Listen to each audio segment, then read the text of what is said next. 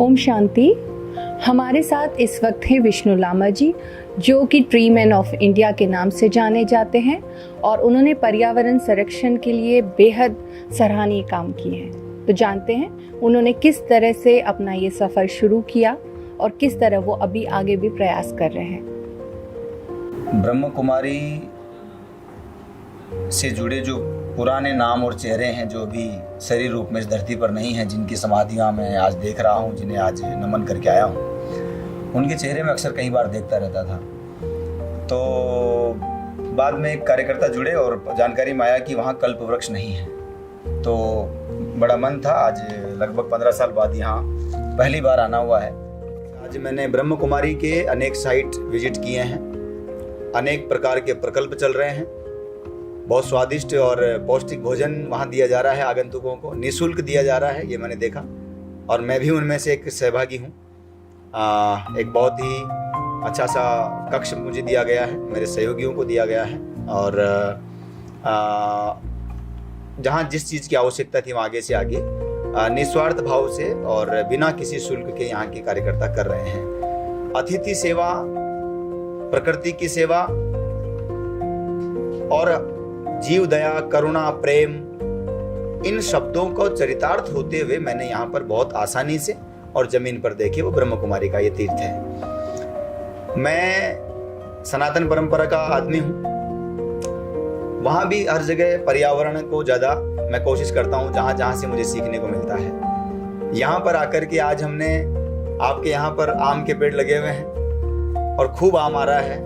जब थोड़ी उत्सुकता बढ़ी, लोगों से पता किया तो जानकारी मिली कि यहाँ से आप तो दूसरे सेंटर पर भी कई बार अपने कार्यकर्ताओं के लिए प्रसाद स्वरूप भेजते हैं। मेरी जानकारी में 40 लाख पेड़ लगा करके और जो है आप एक बड़ा काम करने जा रहे हैं।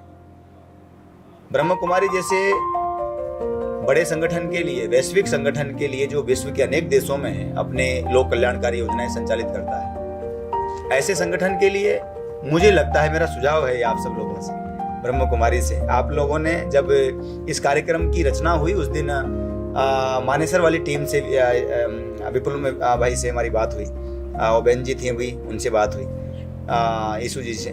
तो 40 लाख वृक्ष लगेंगे और आने वाले विश्व पर्यावरण दिवस को। तो कल्पतरु संस्थान, हमारा जो संगठन है श्री कल्पतरु संस्थान, वो किस तरह से उसमें सहभागी बन सकता है। तो मेरा एक अनुरोध आप सब के माध्यम से है कि हम लोग ये 50वां पृथ्वी दिवस मनाने जा रहे हैं और श्री कल्पतरु संस्थान पर भी देश और समाज की कृपा रही है, स्नेह रहा है, सहयोग समय समय पर हमें विभिन्न माध्यमों से मिलता है। सरकार से अनुदान नहीं लेते हैं, ये हमारा तय है, लेकिन समाज हमारे साथ रहता है। हमारी अपनी कुछ नर्सरियाँ भी हमने तैयार की हैं, कार्यकर्ता हमारे देश भर में सब जगह हैं, कुछ देशों में बाहर भी हमने काम शुरू किया है। विश्व पृथ्वी दिवस का 50वां मनाने जा रहे हैं, तो मेरा अनुरोध है कि 40 की जगह 50 लाख कर दीजिए और आपने अभियान का नाम भी कल्पतरु ही रख दिया है। ये मेरे लिए और भी गौरव की बात है और मुझे लगता है कल्पतरु माने जिसकी छांव में बैठकर हम जो भी लोग कल्याण कार्य की निस्वार्थ भाव से कल्पना करते हैं, वो निश्चित रूप से कहीं न कहीं फलीभूत होती है, लोग उससे जुड़ते हैं, आत्मा से जुड़ते हैं। तो इसको 50 लाख किया जा सकता है और मेरी जानकारी में आया कि माननीय केंद्रीय पर्यावरण मंत्री आदरणीय भूपेंद्र यादव जी बहुत भले इंसान हैं, राजस्थान से आते हैं, उन्होंने को भी ये दायित्व मिला है वन और पर्यावरण का, जलवायु परिवर्तन का, भारत सरकार का, तो वे भी इस कार्यक्रम में सहभागी रहने वाले हैं। तो निश्चित रूप से इस तरह का ब्रह्म कुमारी के साथ में देश और समाज के जिम्मेदार लोगों का जुड़ाव, उनका सहयोग, इस बात की गारंटी है कि ये अभियान आपका निश्चित रूप से सफल होगा। और जिस तरह का डेडिकेशन आज कार्यकर्ताओं में मैंने देखा है, यहाँ के जो स्वयंसेवकों में डेडिकेशन देखा है, आप अपने शब्दों में परिभाषित करते हैं उन्हें, मैं अपने शब्दों में कार्यकर्ता और ये सब बात कर रहा हूँ। तो निस्वार्थ भाव से इस प्रकार की सेवा, जिन्हें कुछ नहीं मिलेगा और जो ब्रह्मचारी रहने वाले हैं उनका तो दुनिया में कुछ नहीं रहने वाला है, उनके जाने के बाद फिर उनके कार्य ही हमें याद रहेंगे। तो पर्यावरण एक ऐसा माध्यम है जो सभी समाजों को, क्योंकि जिस जिस को सांस लेने की आवश्यकता है, जिस जिस को पानी की आवश्यकता है, उस प्रत्येक जीव की जिम्मेदारी है कि वन और जल संरक्षण हो। लेकिन यह हमें समझना पड़ेगा कि जल से पेड़ नहीं है, पेड़ से जल है। पेड़ लगेगा तो बादल बनेंगे, तो बारिश होगी। ये एक नेचुरल प्रक्रिया है। हमें अधिक से अधिक पेड़ लगाने पड़ेंगे यदि हमें पानी की आवश्यकता है, यदि हमें ऑक्सीजन की आवश्यकता है, यदि हमें कोरोना जैसी जो वैश्विक मानवीय आपदाएं हैं उनसे बचना है। ऐसी आपदाएं विभिन्न नामों से समय समय पर विभिन्न रूपों में आती रहेगी। यदि मनुष्य प्रकृति के साथ खेलता रहेगा तो विनाश के नाम पर, विकास के नाम पर हम विनाश की ओर बढ़ते रहेंगे, तो ये सब होता रहेगा। लेकिन जिस तरह का कार्य जो ब्रह्म कुमारी ने हाथ में लिया है, जैव विविधता से जीव विविधता, जो जीवों की विविधताएं हैं, जो विभिन्न मंचों पर जा रहे हैं, अलग अलग मंचों पर जा रहे हैं, अलग अलग रास्तों पर जा रहे हैं, वो सब अपने रास्ते से उस तक जाने का माध्यम हो सकता है। लेकिन पर्यावरण का एक ऐसा रास्ता है जिस पर आप सबको एक मंच पे आना ही पड़ेगा। मेरा अनुरोध है इस मंच के माध्यम से, पर्यावरण संरक्षण किसी जाति, धर्म, मजहब, पंथ, संप्रदाय, भाषा, विचार सिर्फ एक का नहीं है, ये सबका जिम्मेदारी है, सबका दायित्व है। और कोरोना जैसी वैश्विक मानवीय आपदा ने हमें समझाया है कि प्रकृति के साथ मनुष्य चलने की कोशिश मात्र कर सकता है, उसे जीतने की कोशिश कभी नहीं कर सकता, क्योंकि प्रकृति अपने सिद्धांत नहीं बदलती है। और इसलिए ब्रह्म कुमारी का ये जो अभियान है, मैं आग्रह करूंगा कि श्री कल्पतरु संस्थान अपनी ओर से पूरे भारत में जहां भी आप वृक्षारोपण की योजनाएं बना रहे हैं उसमें अगर सहभागी बन सके तो हम इसे 40 की जगह 50 कर सकते हैं। और मुझे पूरी आशा है कि अन्य जिम्मेदार लोग भी हमारे साथ जुड़ेंगे। जहाँ तक आपने हमारे नवाचारों की बात की, हमारे कार्यों की बात की, मैंने आपको बताया टोंक जिले से एक शुरुआत हुई और आज संयुक्त राष्ट्र के स्तर तक हम जाने का मौका मिल रहा है, बिना किसी साधन संसाधन के मिल रहा है। लेकिन मैं ब्रह्म कुमारी की फिर बात करूंगा कि साधना पर आपका अधिक जोर है। तो साधन संसाधन व्यक्ति के लक्ष्य की प्राप्ति के लिए, उसके रास्तों पर चलने के लिए साधन संसाधन महत्वपूर्ण नहीं है। मुझे लगता है उसकी साधना महत्वपूर्ण होनी चाहिए। और माननीय प्रधानमंत्री आदरणीय नरेंद्र मोदी जी पिछले आपके कॉन्फ्रेंस में जब ऑनलाइन बात कर रहे थे, मैंने उनको माननीय प्रधानमंत्री जी को सुना, उन्होंने एक बहुत प्यारी बात कही। हालांकि उनका तो एक शब्द बड़ा महत्वपूर्ण है। उन्होंने एक बहुत प्यारी बात कही,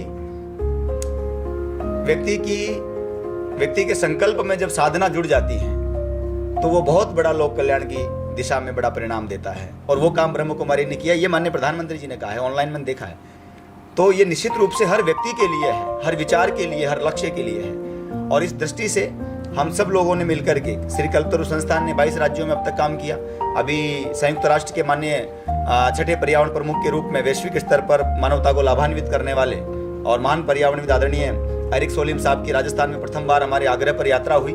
हम लोगों ने 4-5 कार्यक्रम उनके सम्मान में रखे और उनके जुड़ जाने से हम लोग 13 देशों में अभी काम शुरू कर रहे हैं और जमीनी स्तर के लोगों के साथ बात कर रहे हैं। और मैं ये भी कहना चाहूँगा ब्रह्म कुमारी परिवार को कि संयुक्त राष्ट्र स्तर पर जो कार्यक्रमों की योजना है उसमें जयपुर एनवायरनमेंट फेस्टिवल, एक बड़ी योजना हम जयपुर में करने जा रहे हैं। उसका प्रस्तावित है वो कार्यक्रम, 196 देशों के प्रतिनिधि उसमें भाग लेंगे।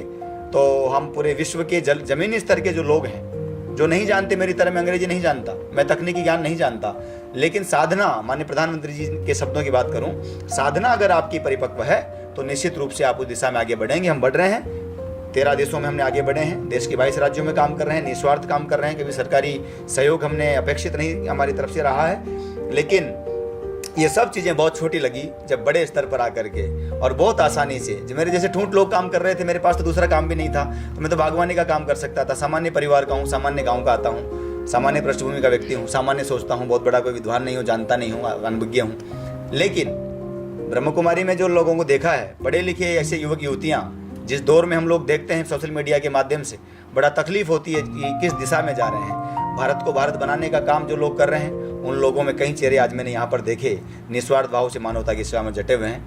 मुझे आशा है कि मुझे भी यहाँ इस परिसर में आकर के बहुत कुछ सीखने को मिलेगा और मैं आभारी हूँ ब्रह्म कुमारी परिवार का, जिन्होंने मुझे, एक सामान्य बागवान को, आज 75 पद्मश्री लोगों को, पद्म भूषण, पद्म विभूषण को आपने बुलाया है और अतिथि के रूप में एक सामान्य व्यक्ति को चुना है। आप चाहते तो दुनिया की किसी बड़ी तोप को बुला सकते थे। मैं आपका आभारी हूँ और मैं आशा करता हूँ कि ये जो संबंध बना है, ये जो आत्मा का संबंध बना है, ये निश्चित रूप से मानवता के कल्याण के लिए 2 कदम और आगे बढ़ करके हम सब लोगों के साथ में और बन करके और कुछ विशेष करने की ओर बढ़ेगा। आपका बहुत बहुत धन्यवाद।